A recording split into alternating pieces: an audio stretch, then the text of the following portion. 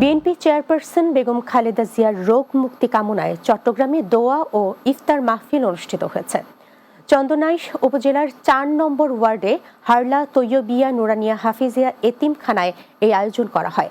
এতে প্রধান অতিথি ছিলেন দক্ষিণ জেলা বিএনপি নেতা রাজীব জাফর চৌধুরী।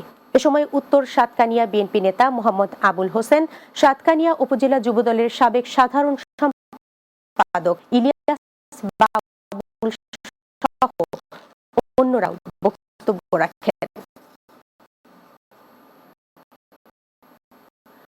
চট্টগ্রামের সামগ্রী বিক্রির বলে ছাত্রদলের যুগ্ম আহ্বায়ক মাহমুদুর রহমান বাবুর সভাপতিত্বে অনুষ্ঠানে প্রধান অতিথি ছিলেন মহানগর বিএনপির আহ্বায়ক এরশাদুল্লাহ।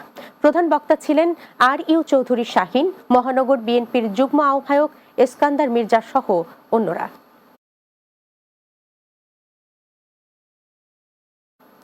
কুরআনে হাফিজদের সম্মানে চট্টগ্রাম রিভারস্টোন রেস্টুরেন্টের সৌজন্যে ইফতার ও দোয়া মাহফিল অনুষ্ঠিত হচ্ছে।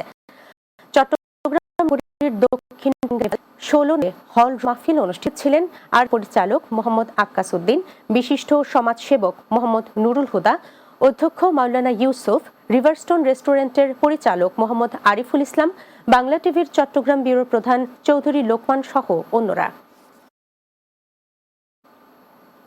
চট্টগ্রাম বৈদ্যুতিক সরঞ্জাম ব্যবসায়ী গ্রুপের বার্ষিক সাধারণ সভা ও ইফতার মাহফিল অনুষ্ঠিত হয়েছে। বৃহস্পতিবার কাজীর দেউরি একটি কমিউনিটি সেন্টারে এই আয়োজন করা হয়।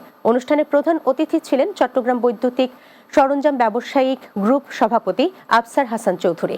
এ সময় উপস্থিত ছিলেন সংগঠনের সাধারণ সম্পাদক শাহ আলম মজুমদার, অনুষ্ঠানের আহ্বায়ক ইকবাল হোসেন মজুমদার সহ অন্যরা।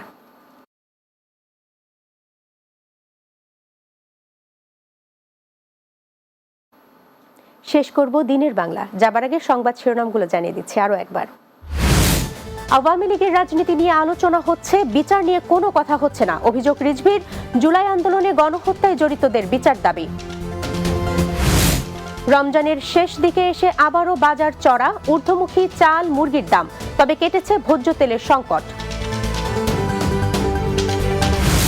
সুনামগঞ্জে পাহাড়ি ঢলের আগাম বন্যা রোধে নির্মাণ করা হচ্ছে উন্নত প্রযুক্তির ফ্ল্যাট ফিউজ, রক্ষা পাবে বোরো ফসল।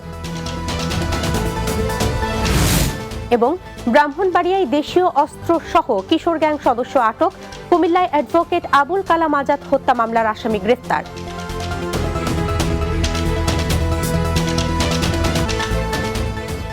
এই ছিল দিনের বাংলায়। আমাদের পরবর্তী সংবাদ রাত 9টা 30 মিনিটে রাতের বাংলা দেখার আমন্ত্রণ রইল।